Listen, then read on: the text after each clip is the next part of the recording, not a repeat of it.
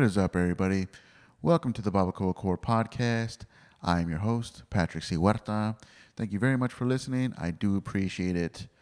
Like, share, subscribe on iTunes or SoundCloud or whichever platform you use to listen to podcasts. That'll be very much appreciated. And you'll be able to get notification of whenever a new episode drops. You could also follow us on social media. We are on Facebook at BarbacoaCore. We are also on Instagram at BarbacoaCore Podcast. On those pages, that's where I like to post, repost, share anything that's going on with the podcast or anything that's going on with past guests or friends of the podcast. So you can stay in the know of all that stuff through our social medias.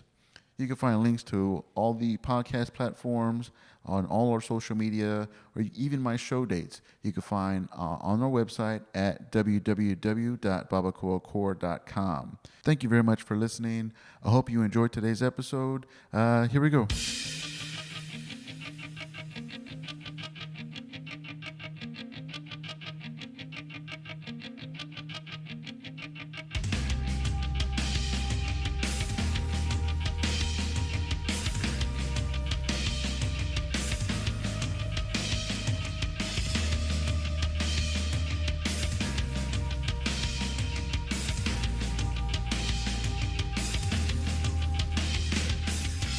What is up, comedian Bobby Smith? Welcome to the episode, man. What's cracking? Yeah, thanks for coming in.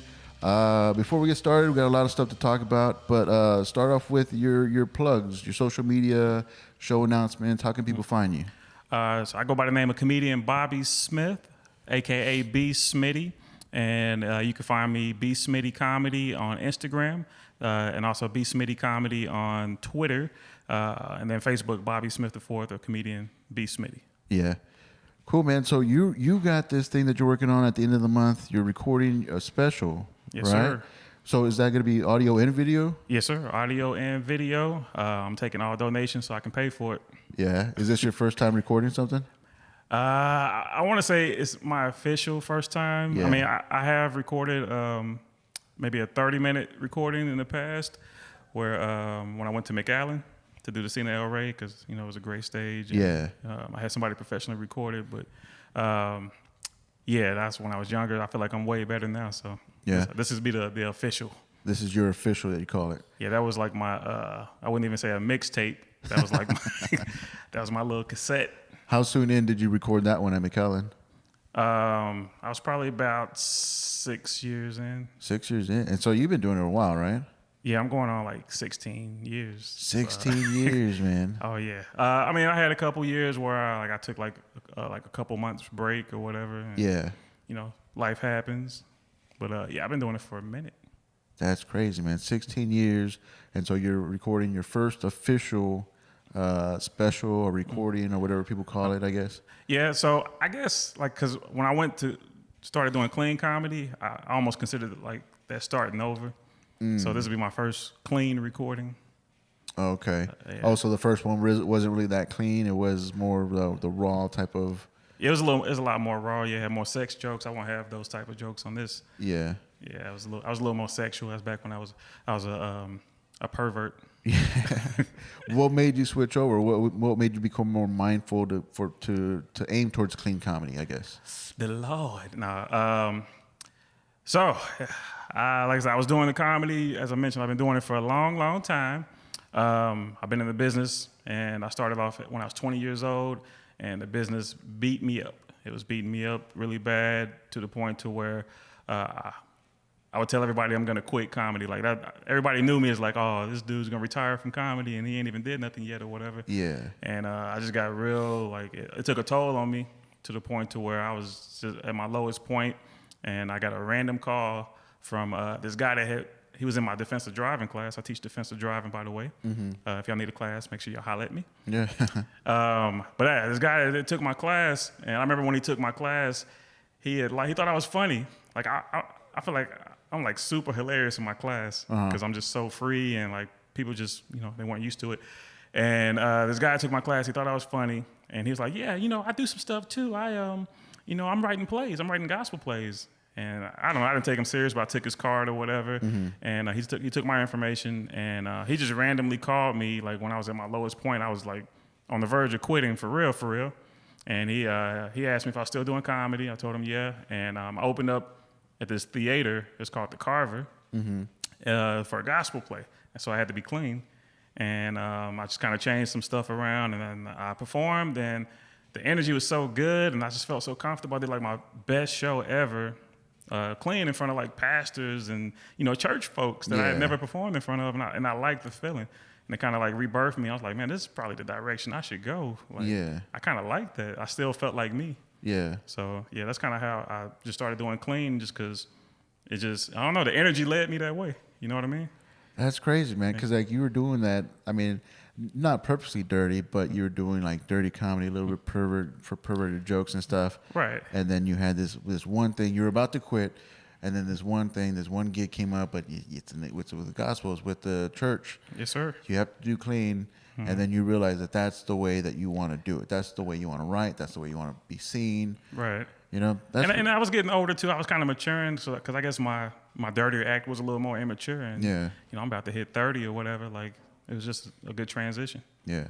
How does that, being a clean comic, like people know you as a clean comic, but you still got to go and work stuff out at bars or open mics where it's mostly dirty, like do you ever feel the need to kind of step back into that old act, that old character, or do you just roll with it?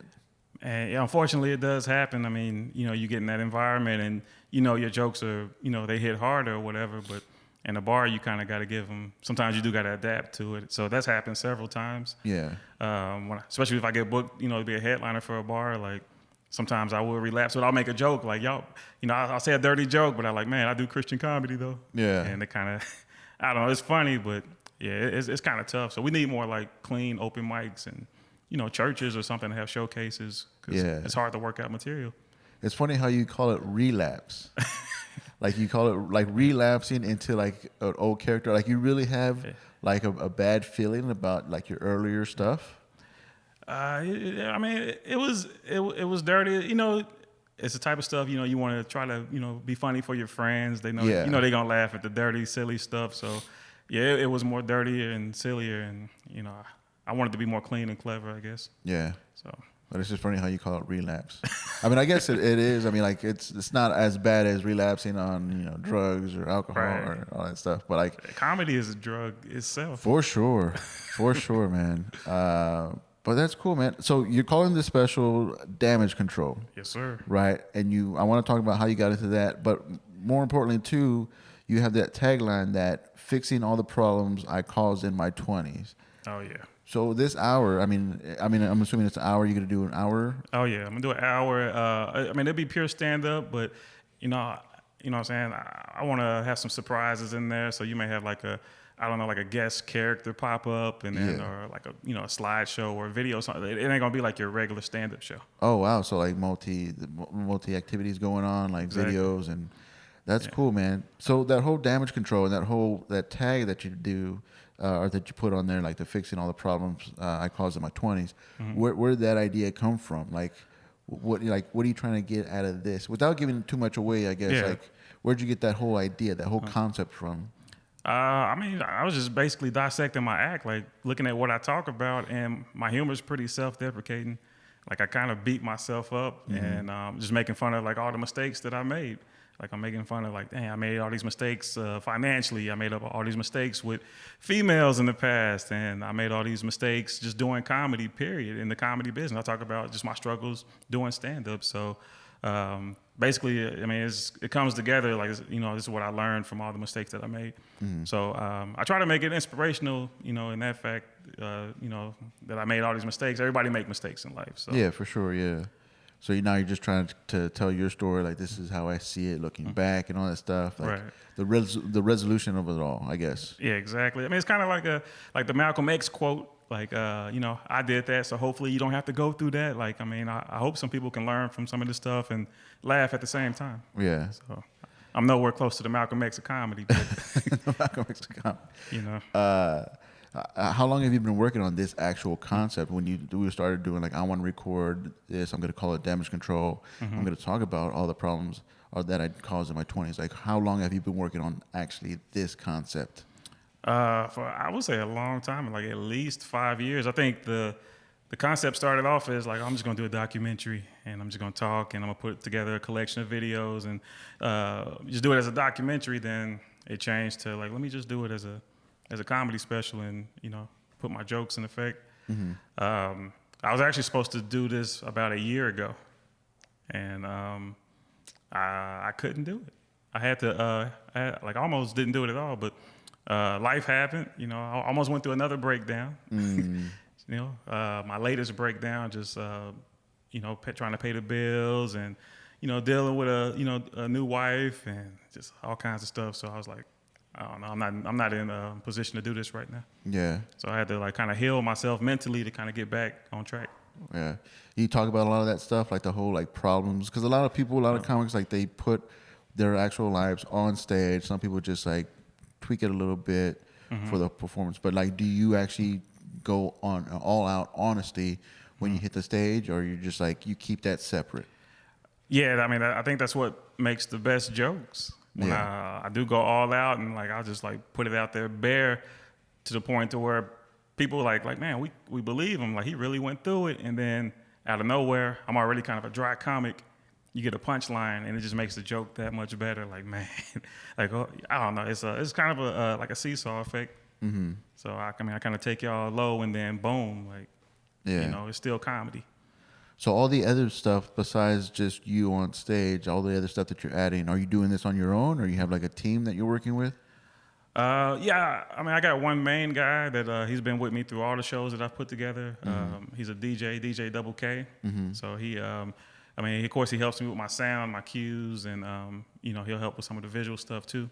Yeah. So I like working with him because he's a military guy and he's like just real on point. You know what I'm saying? Yeah. So, reliable. Exactly. Dependable. Yeah. Yeah. I think he wanted to be a comedian too, so sometimes it get kind of rough because he tried to throw his little jokes in, and you know how people are that want to be comedians and yeah. Oh, does he have a mic too? Is he gonna have a mic too? Oh, so he could tag along and like throw in some little tags and all that stuff. Yeah, he'll try to make it a duo act sometimes. Like, yeah, Bobby, remember that time? Like, hold on, I'm in the middle of my act, man. Just he's cool though. That's who I'm working with, and then of course I got the other comedian on the show, Mr. Duck Easy. Yeah. And got a lot of love for him. He's a loyal, probably one of the most loyal comics I've ever met. If you ask him for something, he's gonna be right there. Like he's on point. Yeah. Then I'll have a couple singers too. Oh wow, like a big production you're doing. I guess if you want to call it that. Yeah. Yeah. It's I wanted to have a soulful feel to it. So I got like this one girl, her name is Deja Hall, and she was actually on The Voice. You could look her up, Deja Hall, and she actually made it to I want to say Blake Shelton's team. Oh really? She made it that far and all that? Yeah, she's dope, and like I feel like people ain't really heard her yet, and she's like in San Antonio. Oh wow! So I get the opportunity to have her. She took my class too. Yeah. And then I got this other guy. He's an acoustic guitar player, Alex Bennett. He's actually gonna be doing some comedy too. Well, he's trying to get into comedy, but I just want the whole vibe to be real soulful. You know what I'm saying? Oh, that's cool. So a party vibe, but still like with your one man show, comedy show, and all, and you're recording it. Yeah. What are your plans to do once it's recorded? Man, that's a great question. Yeah. I don't know. Like that's been the hardest part. Like, what do you do? So, because it's different nowadays. Yeah. So people they'll record their body at work, and then you can either sell it to somebody or you can put it on, whatever platform you want. But I don't know if I want to profit off of this or like I don't know. You haven't decided yet. Yeah, I just want to make a great product first, and then we'll see where we go from there. Yeah. I mean, I could just put it on YouTube. I don't know. Yeah. What do you think I should do? People put it on YouTube, like there's a comic, Andrew Schultz, he dropped one just on YouTube, like a 30-minute, it was a crowd work one. That's clever. But he released it on YouTube the same night that Chappelle released it, or the same night that Bill Burr released his. Anyway, like, because those both dropped like pretty close together within weeks, I think. Yeah. And he's like, let me just drop this right in the middle.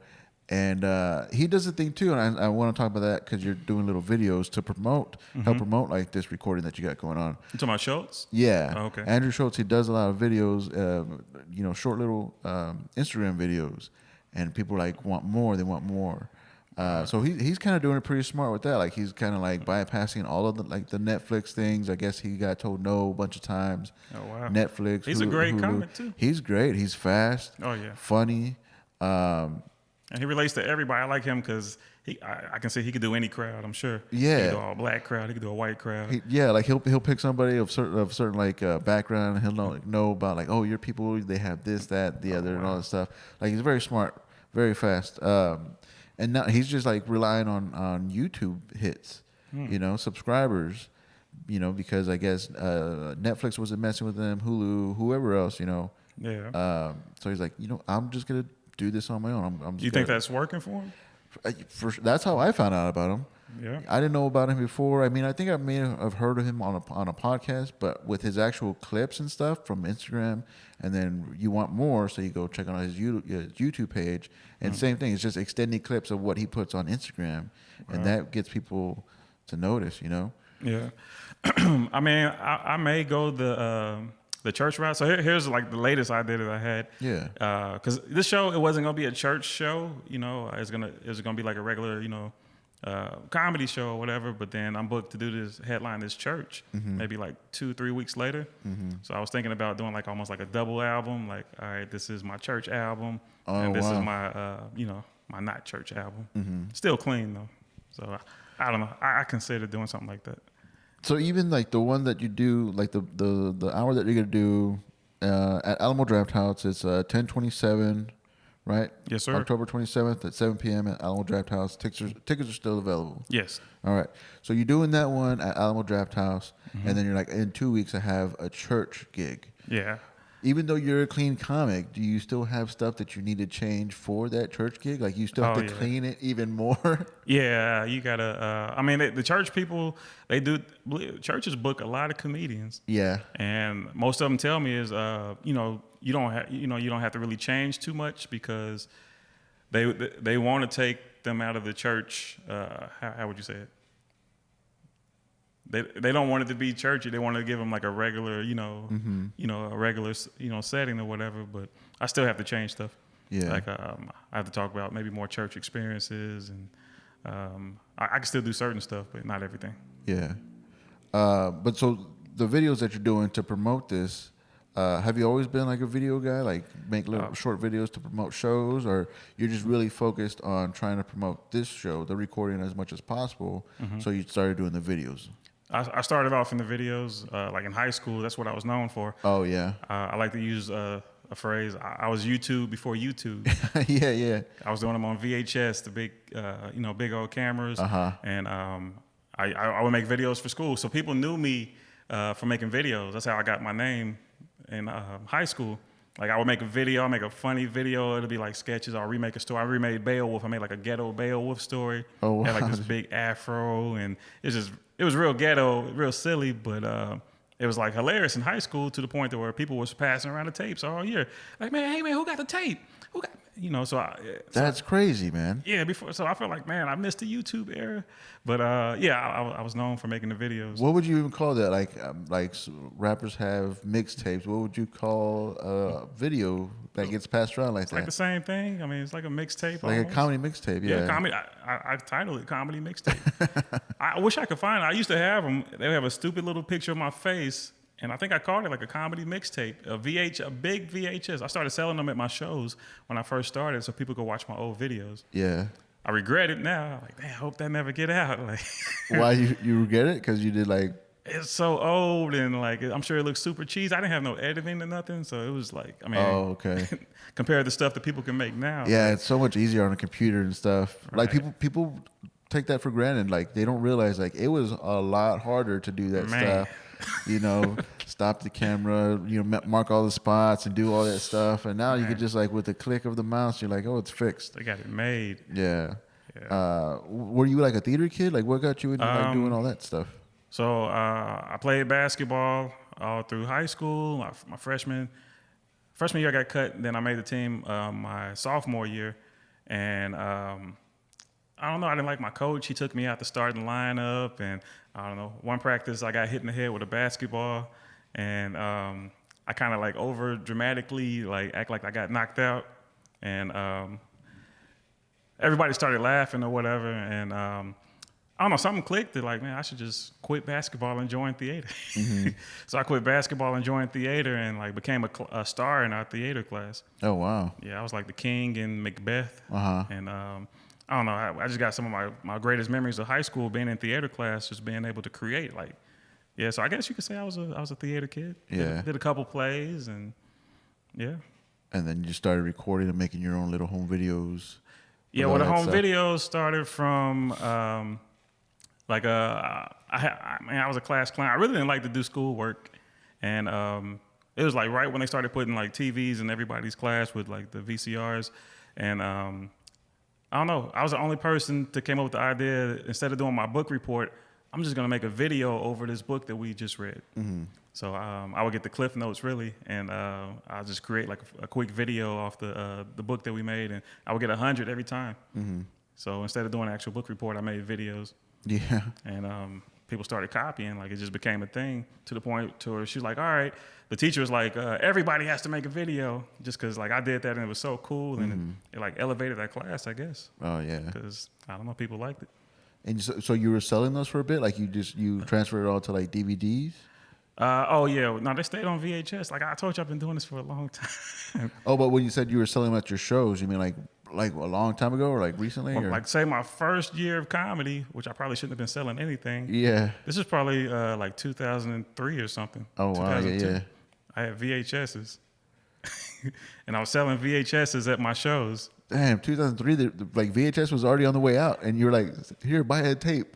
I was cheap. Yeah. Like I'm sure DVDs were a little more expensive back then. For like, sure, yeah. So I still had to like people still have VCRs. Yeah. So, man, what year did you graduate? 2000.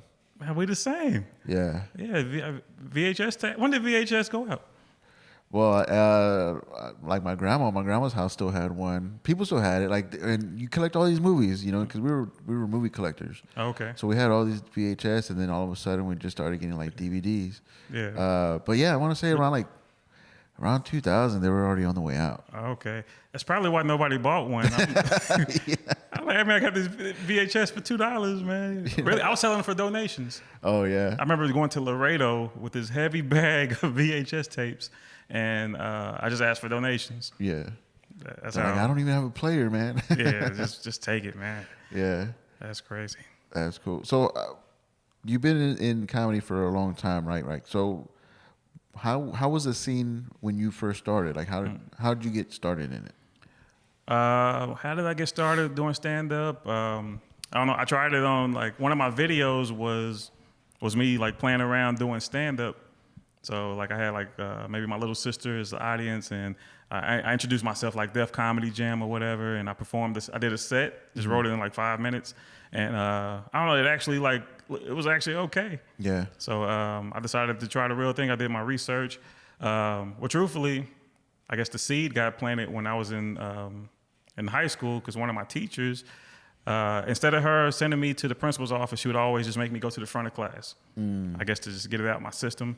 And one day she told me she thought I was funny. Mm-hmm. Like that was crazy. Like my teacher telling me like, I think you're funny. So we started dating after that. And, you and your teacher? Nah, I'm lying about that. I could edit this out if that's true. Nah. We only dated in my head. She thought I had a gift or whatever. Like she could see it, and she would help me like try to look up comedy schools. Oh wow. She said like, while the kids are looking up colleges, why don't you look up a comedy school? Wow. And we never found a comedy school, but we saw they had a comedy club in San Antonio, which was the River Center Comedy Club. Mm-hmm. You remember that? Mm-hmm. Yeah. And that kind of planted the seed.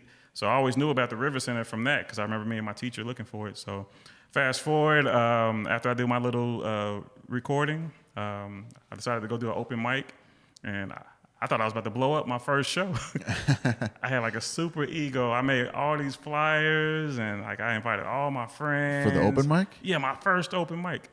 And you were still in high school when you did it? No. So I fast forwarded, like she kind of planted the seed. Oh, okay. Like, letting me know, like, oh, there's a River Center Comedy Club. Okay, and yeah. I did my research, and that's how they had an open mic. So yeah, after I had the confidence, I ended up doing the open mic. I invited all my friends and made all these flyers. I had it packed. So it made me look good because I was this new kid. I just hopped in. I brought like 20 people. Yeah. And I do my set, which was horrible. I remember, only thing I remember from it is jumping off the stage and like doing like a Randy Savage elbow drop on the floor or whatever. Like that's how like silly I was. And I might still have it on tape, on VHS actually. On the VHS.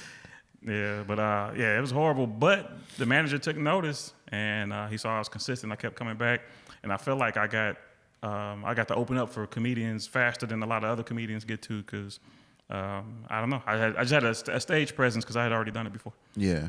So That's crazy, man. Like, that's cool that you had a lot of people there, that you invited people out, but it's also like rough. Like now, like if people, a lot of new comics or new open micers, I guess, they'll bring their crowd, like the whole like friends and all that stuff to see them, and then they'll wait and they'll watch them, and then as soon as that guy or that girl gets off stage, they leave. Yeah. And I'm like, oh man, because it's so rough to see like the room empty out when you're still waiting to go on stage. That's one of the worst things of doing an open mic. Yeah. And I wouldn't recommend any new comic bringing all their people to their early shows. Like, I mean, wait until you get a set. Yeah. It's gonna mess it up in the future once you actually get good. They're gonna think you suck. Yeah, if you keep inviting them to the open mics when you're trying out new stuff. Yeah. I don't recommend that. Yeah. But you said like you started opening for touring acts? Pretty fast? Yeah, I felt like I started opening up for, because you got to have 15 minutes. And like when I first started opening up for people, I didn't have 15 minutes. It'd be like a lot of crowd work. And I guess because I was so good at crowd work, that's why they would still let me get away with opening up for comedians. And I didn't have 15 minutes. So, but yeah, I got to work with like J.R. Brow and like a lot of comedians. They used to bring more comedians that were like headliners, but weren't really like big. Didn't have like an HBO special or something. So yeah, I pretty much got to work with everybody, and that's like the best thing you can do, is because you get that knowledge from those touring comedians. Yeah. So I felt like I got some of the best advice when I got to do that. What was the most memorable advice that you got from who? From which comic? I remember, I think this comedian named, I don't remember his name. It may have been Jim Short, and he said comedy is all about the economy of words. So he put that in my head at an early age. Yeah. The economy of words. So it just made me focus on more of what I'm saying, and making sure I'm using the correct words when I'm on stage. And then I think the best advice was J.R. Brow. He's based out of Austin. He may be in like L.A. or something now, but he told me when you do comedy, this is what you should. This is how you should look at it. First, you want to take them on a date. Then you want to take them to a movie, and then take them to bed. So I started, all in one set? Like that's he was trying to break it down like that? Yeah, and it made sense to me. Did it make sense to you? So not really, but so I guess like performing in front of a crowd is almost like taking them on a date. Like you gotta make them feel comfortable at first. Like when you go on a date, how you doing or whatever, and then you take them to the movie. They're a little more comfortable, and then after they've gotten comfortable enough, then you can kind of do your dirtiest joke or your most intimate jokes at the end. So it was just kind of like a flow, I guess. Yeah. That I started using. Kind of like a build up type of thing. Yeah. So I thought that was pretty good advice. No, that's pretty good. I mean, it's like, yeah, it works. I mean, when you break it down like that, you actually like paint the picture of like how the flow should go. You kind of like make it not easy, but you kind of like reveal like, oh, that's the combination. Yeah. Because a lot of people they'll start off like their sets real hot, right, and then they have nothing after that. And it's like, oh man, you kind of like blew your load too fast. Exactly. The crowd gotta know you first. Like, yeah. So. Yeah, especially if you go out like too aggressive, like people are gonna get turned off by that, or they're gonna expect that for your whole set. Right. Yeah. So yeah, they gotta understand what your sense of humor is, like who you are as a person, and then you can start like throwing in like little things like, oh, he's just playing the fool, or no, he's really that angry, stuff like that. Yeah. So yeah, it makes sense when he breaks it down like that. I watched this girl do an open mic about a month ago, and she just came out. First joke, I was raped when I was 15. Like, oh man, wow. That might be a little too much in the beginning. Like, yeah. So you gotta ease into it. Yeah. So. So have you toured doing comedy? Yeah, I've done the Looney Bin circuit. I guess I consider that a tour because when they book you for all their comedy clubs. They have a circuit from Oklahoma to Kansas to Arkansas. So that was like my first little taste of like a tour is doing the Looney Bin circuit. Oh wow. So I got to open up for different comedians doing the Looney Bin circuit, and then the Valley Comedy Tour. Yeah. It used to be a lot bigger. Have you heard of that? No. Oh, okay, so it was a string of shows in Harlingen, and then McAllen, and sometimes Brownsville, and West Laco, Texas. Mm-hmm. Some of the most dangerous spots that you would ever do comedy. But I did the Valley Comedy Tour, which was a great experience because that was like the most money I had ever made doing comedy. Yeah. Because we would leave for like $1,000 after that little run or whatever, and he gave people. When I say Mario Superstar Salazar. Yeah.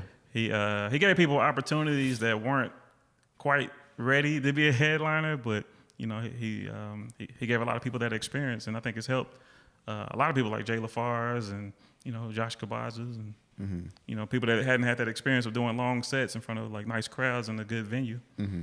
I call it the Valley's Madison Square Garden. Yeah.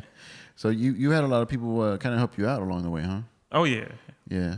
Yeah. I think my first mentor that took me on the road was Miguel Lorenzo. Rest in peace. He passed away. But he was one of the known comics when I first started in the game. And I thought he hated me at first. He was just mean. But later I learned that was just his persona or whatever. He actually turned out to be super cool. Yeah. But, he started out just giving me advice. And he gave me tough love. And I guess I respect that because a lot of comedians are fake. You in the business, and they won't tell you, the truth. And, if I wasn't ready, he'd be like, dude, you're not ready yet. Dude, you don't have 10 minutes yet. Like, he'll be real with me. I'm like, hey, maybe I don't have 10 minutes. Like, yeah. He'll kind of chop me down because every comedian comes in with this ego. We all been funny our whole life. So yeah. I'm glad I had somebody like that was just kind of hard on me. You think you needed something like that, like in the beginning? Like you think you had like a big ego in the beginning? Yeah, definitely. I had a big ego. Yeah.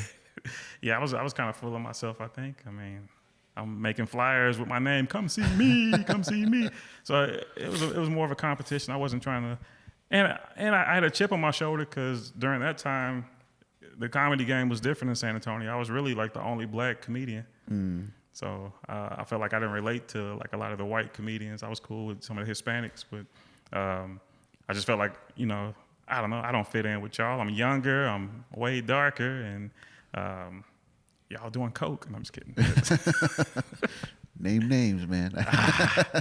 that was a real thing because the comedians used to throw like little parties. Yeah. I'm like 20, and I never experienced anything like this. It'd be all comedians, and like they'd just be so live all of a sudden. They'd just start talking and laughing, and like it'll be like this one girl. She was I ain't gonna name any names, but she would just always be talking nonstop. You could never get a word. I'm like, man, she talks so much. Yeah. And then like maybe 5 years later, I learned like they was doing coke in the back room, and they didn't want me to know. Oh, yeah. I was like so innocent. Yeah. And I was like, dang, like that's crazy. All y'all was doing coke. Yeah. And That's just dangerous. me. That's dangerous because like you were like so young in it, but you're still in that club. I mean, no matter the age, if you're doing it, kind of at the same level or even at the beginner level, but you're still in that same group of people Yep. while you're so young too. Yeah, it's like a high school kid that goes to the NBA and Yeah. he's witnessing all this hookers and Yeah. A little bit of a shock. Yeah. But I guess I gotta I give them love because they kind of protected me in that sense. They was they didn't want me to see what grown life really was like being a comic. Yeah. So It's not that wild now, huh? I don't know. I'm out the scene. I feel like I'm not in the groups. I don't really know what goes on. Yeah. I'm sure they have those groups, those cliques. Not that I know of, I guess. I Oh, mean, really? there are some cliques and stuff, but nothing wild, man. It has to be. There's no way. Well, I'm just not saying it then. Oh, okay. I keep to myself too, man. Like Oh, okay. I do this podcast, and that's how like I meet people. Like I don't really meet people. Like maybe I'll mention it like in person. Like, hey, if you want to sit down and like do a podcast, stuff like that. That's how I like to get to know people. Other than that, like I'm pretty standoffish. I'm watching the show, or I'm just getting ready to go on stage. Oh, okay. I might like talk some shit afterwards.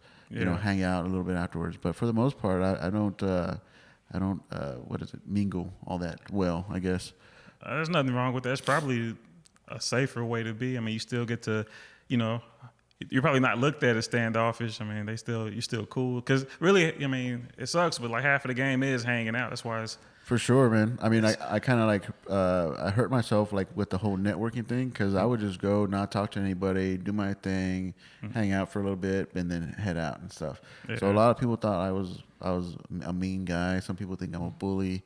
I don't know, man. Yeah. Like when I lived in Seattle, like I had to walk around with like a mean face because I walked everywhere I went. I didn't. So people on the street will bug you if you look like you're buggable. Right. You know, so I had to look mean. I had to like sometimes act crazy, like I was talking to myself. Yeah. Which I was, you know, talk to myself a lot. But you had to have that persona, you know, or else. Were you on mushrooms? No. Oh, okay. No, just walking from work to home to, you know, going out and all that stuff. Oh, okay. But yeah, that's how it is. I had to have that mean mug. Just so nobody would mess with nobody, you. And I guess I never lost that. Yeah. But yeah, I mean, you have to network. You have to get to know people. That's how you get shows. That's how you get all that stuff. When did you live in Seattle? 2006 to 2008. You never did No, comedy a little out there? more than that. No, I was in music. I moved out to do music. Before I did comedy, I was in bands. Like that's what I wanted to do. Like I wanted to be a rock star, do all that stuff. So I moved to Austin for a bit. Didn't work out that well. It's a mecca for live music. Yeah, but people are very pretentious. I'm pretty sure That's a college word that you might have to define for me. they're really uppity. They're very stuck up, I guess. You know, and because there's a lot of talent. There's a lot of musical talent in Austin and stuff. But a lot of people were in multiple bands because they're like, oh, well, one of these bands has to hit big, you know. So people who were looking for drummers, I was a drummer, were not in those mix. They were like, oh, there's like 5 top drummers that everybody works with and stuff. So it was a little bit hard to get in there. And then I had the opportunity to move up to Seattle. My sister was being stationed up there in the Navy.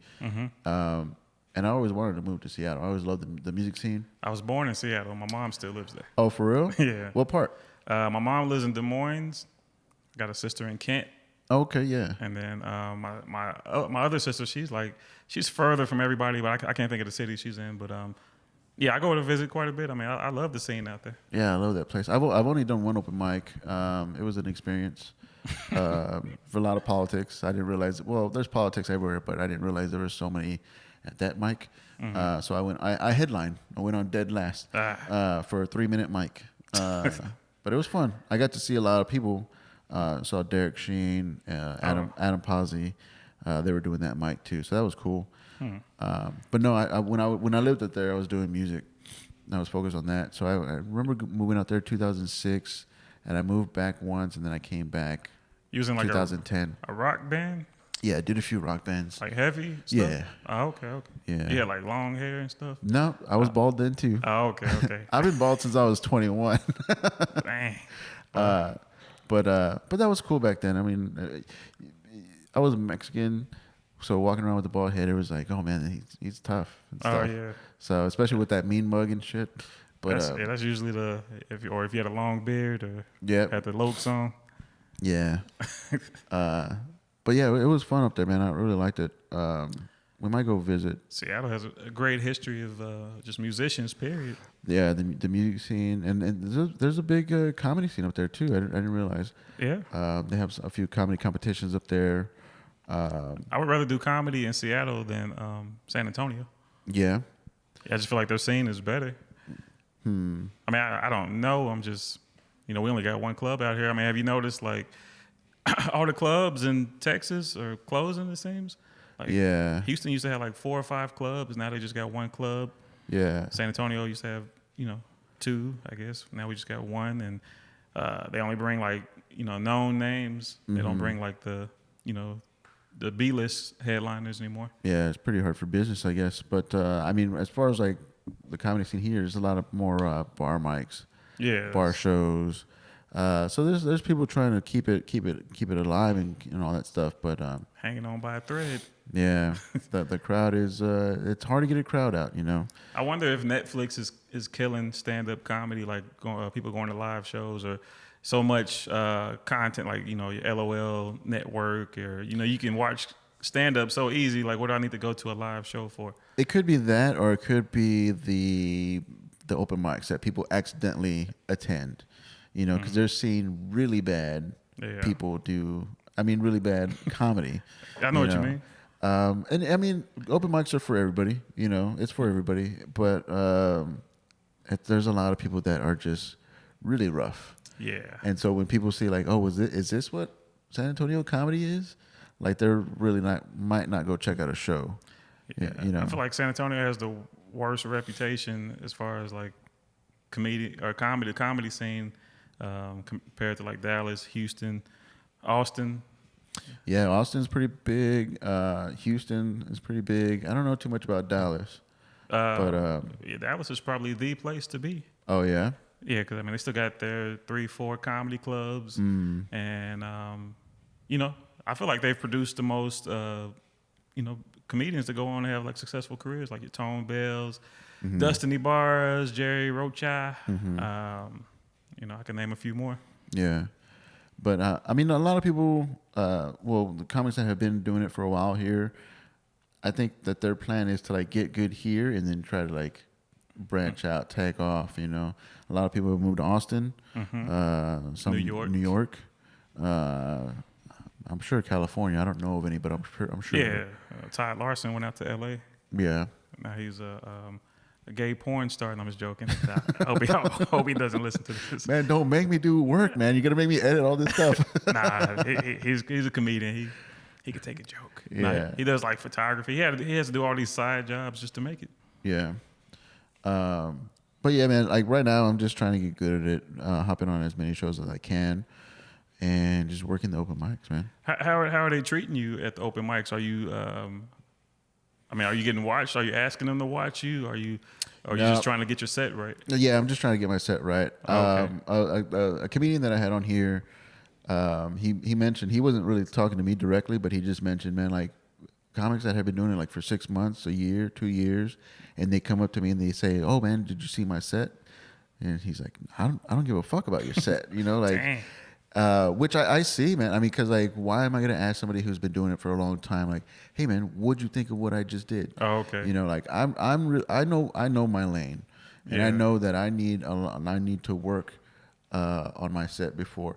I mean, a lot of people that they get it and they feel it, and they're like, "Okay, let's record this shit," and I don't think you should ever ask anybody like if you did good, yeah, you'll get noticed. Yeah, I've never straight up asked anybody who's not in my circle. I have a friend of circles that I'll say like, "Well, what'd you think of that?" Yeah. But I would never ask anybody who does like this touring, that does headlining work. I would never say, "Hey, man, watch my set, watch my 5 minutes real quick, and just give me notes." Never. Okay, and I mean, I guess that's okay. Like, I mean, I think it's good to have like a comedy buddy. Yeah. To just to ask them to watch your set and see if you can give me some real criticism. Yeah. So I don't think there's anything wrong with that. But I thought you meant like just going up to somebody that has been doing it for a while. Like, "Hey, did you see my set?" Like, nah, I would never do that. Oh, okay. Never do that. I mean, I've had some people like that just so happen to watch them. Then like, "Hey, man, try this tag or maybe rearrange this word because it might hit a little bit better." Yeah. And I appreciate that because that means like one that they actually give a shit. Yeah. That they are watching and they're trying to help me out. But yeah, I'm not at that point where I'm not. Hey, come and watch me do this thing. Like I'm just now jumping on shows. And I feel good about that. I have probably like a good 10 minutes. Oh, okay. I could do 15, but it's nothing that I'm saying like, "Oh, let's record this, let's put this out," all this stuff. Man, I had this dude in my class. He's about a year in the game. I wonder if he's gonna listen to this, but he took my class last week. He's a comedian. He said he's been doing it for a year. He has like all these logos on his car, like stand-up comedian Yeah. logos, and like he wants to be a comedian. Like he knows, like he already finished college, and like he's like I'm gonna focus on comedy. Yeah. And I was like, so you've been doing it for a year. Like how much time do you think you have? He's like, I got a solid 30, 40 minutes. Wow. And should I have been real with him? Because I know if I would have told him like, man, there's no way you got that much time right now. Yeah. I feel like he would have like, thought I was a jerk, like, or I'm just a hater or something. Mm-hmm. So I just kind of went with it. Sometimes I guess some things you gotta learn on your own. Yeah, man. I'm not as honest with people. If they ask me for, suggestions, or they ask me to give them a little help or whatever, or if they ask if I've seen their set, I won't be 100% honest as I should be, because what do I know? Yeah. If they got laughs. Yeah. If it worked on stage, if I didn't like it, what do I know? Yeah. I could be wrong. This dude may be a beast. He may be killing it 30, 40 minutes. Like, I mean, there are some rare breeds out there. Yeah, it is possible. I mean, I have seen people like that have done it not too long, but they do well on stage. Yeah. So be it. Good for them. There's a natural talent out there. Yeah, sometimes it may not even be the jokes. It's just the stage presence, for and sure, the delivery, and whatever they say is funny. So. For sure, yeah.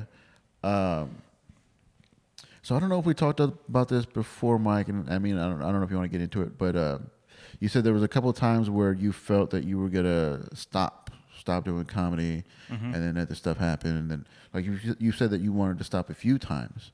Oh yeah. Like more than a few. More than a few. Yeah. I'm pretty sure a lot of people deal with that and all that stuff. But what made you want to?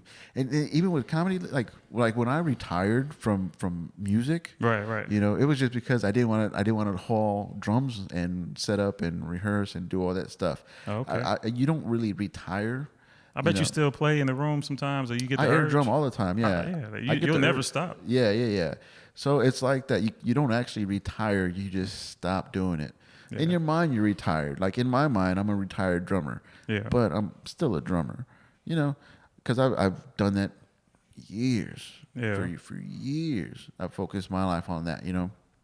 So when you approach that, or when you think about that, retiring from comedy, what is it? Is it because the time that you put in it that you're like, I just can't stop, or do you realize like why would I ever stop doing this? It really be people around me like, when's your next show, man? Oh, you're so funny. Or, I'll have a training class and just like not even trying naturally. I'll just be killing it in a training class. And people be like, man, hey, you should do comedy. And I like pause like, yeah, I guess I need to get back into it. Like I have to do it. Like it's always going to happen. Yeah. Like I'll say I quit for 3 months or whatever. And it'll be like somebody like, you made me laugh, and I needed that so much. I just lost a member of my family. It just be like signs, and I don't try to get like too religious, but like, man, this is God telling me like I'm still supposed to be doing comedy in some way. So whether it's me doing stand up or me doing a video or something, like I can never quit. Yeah. But I guess what made me want to quit was I told you how people gave me advice in the beginning. I'm like 20 years old. But I never really got advice on the business part. I didn't look at it as a business. I'm like, man, I was killing it. I was like, man, I'm better than these people that's been doing it for 10 years. Yeah, where's my money? Yeah, and they're getting work. Yeah, and I started getting taken advantage of, and I got taken advantage of a lot to the point to where it like hurt my soul, it hurt my spirit, and I wasn't having fun doing stand up anymore. So I'm like, man, like the business part of this sucks. Yeah. It sucks. I'm not going to survive. My parents were never on my side because that's what they had always told me was, it's a hobby, but you're not going to be able to like survive telling jokes. It's a dream. Yeah. Dreams don't keep the lights on. Yeah. So, those are the main reasons. Is the business is why I wanted to quit. And I'm just getting taken advantage of so many times and being stuck in San Antonio. Yeah. I don't use that excuse anymore, but you'll hear a lot of people say, man, it's because I'm in San Antonio. That's not the case. Do you have any plans of getting outside of San Antonio, like pursuing it outside of San Antonio? Or Texas? Not really. No? Just because my whole direction has changed with comedy when I went clean and then I got married. My wife is in the entertainment business too. And we've actually developed like a bigger brand. I get more, I don't know, I feel like I get more more people want to see the stuff that we do together than just my solo stuff. So I feel like we're gravitating more towards me and her. We got a podcast. We do relationship podcast. Oh, that's awesome, man. What's that podcast called? Oh, He Said, She Said. He Said, She Said. Yeah, so that's actually been getting more love than stuff that I do on my own. That's awesome, man. Yeah, but it brings a different crowd too. You know, a lot of couples, a lot of church people can tune in. So Okay, and you said entertainment, like she's a comic too, or she does something else? I almost said something. No, she's a model. Oh, okay. Yeah, so she does modeling, and then she takes a lot of selfies. Yeah. She does like directing. She puts together fashion shows and stuff. Oh, okay. So we kind of collaborated a little bit. So she knows how to run social media and stuff. Yeah, her following's way bigger than mine. So she's not helping you with that? She's a little selfish.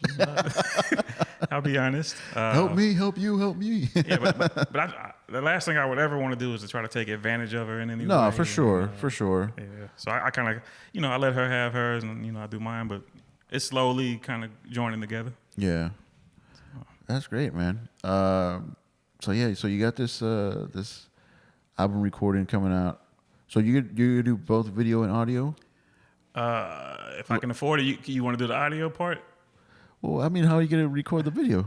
You don't have the audio linked up to it or synced up to it, I guess. Well, I know for a fact it's gonna be recorded, but I can use that as audio too, right? Yeah, for sure. Oh, okay, yeah. Sure. That's the plan. Yeah. I know for sure we're gonna have like nice camera angles and stuff like that. But yeah, I would love to maybe put it on Spotify. Yeah, for sure, man. I mean, that's a great promotional tool right there.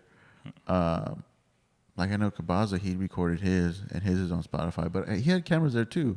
Yeah. So I don't know exactly where he had his, if he has his out or if he sold his. I think it is. Yeah. I think it's on. I know I've seen it on Spotify. I think. Yeah. I think Larry has his one out. Yeah, his is a little different. Like he went a different route to where his is on like a pay site, so you have to pay to watch his. Larry Garza's. It's what is it called? Brown Eyed. I don't want to mess up the title, but Hazel Eyed Monster or something like that. Yeah. But that one looks. He's my favorite comedian, by the way. Favorite local comedian. Yeah. Yeah. I actually went to college with him and the whole Comedia Go crew. Oh yeah. Yeah, that's where we met at SAC. Mm. So I started. Were you around for their sketch comedy group? No. Comedia Go? You're not too familiar? I mean, I know of them. I've been to a couple of their like live podcasts and stuff. Oh, okay. But no, not their sketch group. I didn't see them do that. Yeah, they had a great thing going when they did their live sketch shows. Yeah. Yeah. I tried to participate in a few events, but it didn't work. No. Nah, I didn't fit in too much. They were a little too left for me. But yeah, he has one on a pay site. Larry Garza, Google it. You look it up so you could download his new album. Would help him out right now. Oh yeah. But that's pretty cool too. I mean, like when you think about doing like that, doing like a little pay site for the actual video of it. I thought about doing that. That'd be a good idea. Yeah. Yeah, I saw this other guy. He's a New Orleans comedian. He's been hustling underground, and he reached out to like this comedy magazine they call Comedy Hype, and like they're on the rise. Like they're like you could just see them blowing up. Like I saw them when they first started, and he got them to put out his comedy album. Oh yeah. And I've been in communication with them like through email and stuff. So that's also an option to put it out through Comedy Hype and let them put it out on their platform because I want to find somebody that's like it's almost like buying a stock. Like I see this magazine's kind of taking off. Maybe if I talk to them and I know they're gonna blow up, have them promote my comedy album and maybe collaborate with somebody like that. Yeah.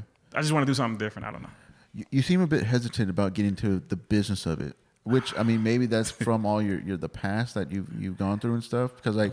You don't seem like you have a plan for it. You're really just focused on the actual recording of it, and then you'll do the business afterwards. Yeah, I have no clue how to make money off of comedy these days. I mean, I know there's a lot of different options you could perform, but I guess I don't know. I have no clue. I would love to link up with somebody that has like good ideas to, how can you profit off of doing stand-up? Yeah, but I mean, are you doing that on purpose, trying to keep the business aspect far from it?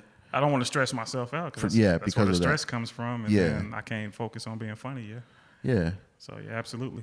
Well, that's good, man. You're putting comedy first, which makes it fun. Because when you Right. put business ahead of it, that's when it stopped being fun for you. Yeah, I mean, there's still a lot of business trying to plan the show, and you know, Yeah. doing 80-90% by yourself. It's Yeah. kind of stressful.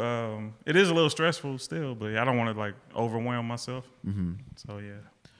Well, cool, man. Let's go ahead and wrap this up. Again, social media, websites, any shows you got coming up? Well, I'll announce the big show.